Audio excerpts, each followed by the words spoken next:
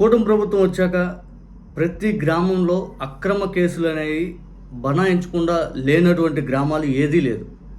వైఎస్ఆర్సీపీ సానుభూతి పరులు అయితే చాలు, వాళ్ళపైన ఏదో ఒక రకంగా అక్రమ కేసులు ఈ రాష్ట్రం ప్రతి గ్రామంలో పెడతా ఉన్నారు.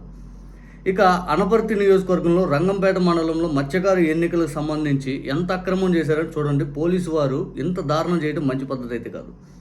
దొడ్డగుంట ఎస్సీ కులంకు చెందినటువంటి ఎంపీటీసీ లక్ష్మీ భర్త ఈయన ఈ మత్స్యకారు ఎన్నికల్లో వైఎస్ఆర్సీపీకి మద్దతుగా ఉంటాడు అని చెప్పి వెంటనే ఆయన నిర్బంధించి అక్రమంగా ఆయన కొట్టడం జరిగింది. ఈ రంగంపేట పోలీస్ స్టేషన్కి వెళ్ళి వైఎస్ఆర్సీపీ నాయకులు జక్కంపూడి రాజా గారు, స్థానిక మాజీ శాసనసభ్యులు సత్తి సూర్యనారాయణ రెడ్డి గారు, ఆ తర్వాత వైఎస్ఆర్సీపీ జిల్లా అధ్యక్షులు, నాయకులు వీళ్ళందరూ వెళ్ళి ఆ రంగంపేట స్టేషన్ ముందు ధర్నా చేస్తూ గట్టిగా సిఐ గారిని అడగటం జరిగింది. ఎందుకు కొడుతున్నారండి, ఏం పాపం చేశారు మా వాళ్ళు, ఎందుకు అక్రమంగా నిర్బంధిస్తున్నారు, ఎందుకు ఇలా కొడుతున్నారు 5 అని చెప్పి గట్టిగా సిఐ గారిని అడిగితే సిఐ గారు సమాధానం ఏ రకంగా చెప్పారో చూడండి మీరే.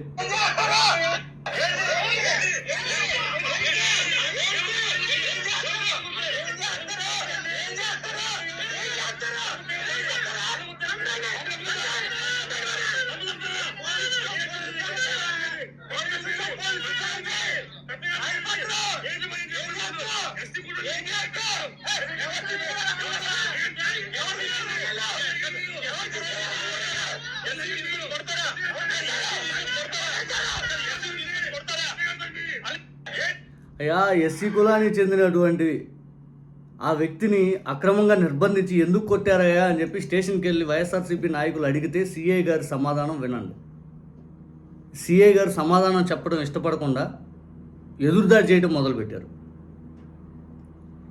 దీంతో ఆగ్రహించినటువంటి వైఎస్ఆర్సీపీ నాయకులు, మీరు సమాధానం చెప్పకపోతే ఏంటండి, మీరు మా టైం వచ్చినప్పుడు మేము చెప్తాము, ఇది పద్ధతి కాదు 5 అని చెప్పి వైఎస్ఆర్సీపీ నాయకులు అయితే సిఐ గారిని గట్టిగా అడగటం జరిగింది. రాష్ట్రంలో ఇటువంటి పరిస్థితి నెలకొని అర్థం చేసుకోండి.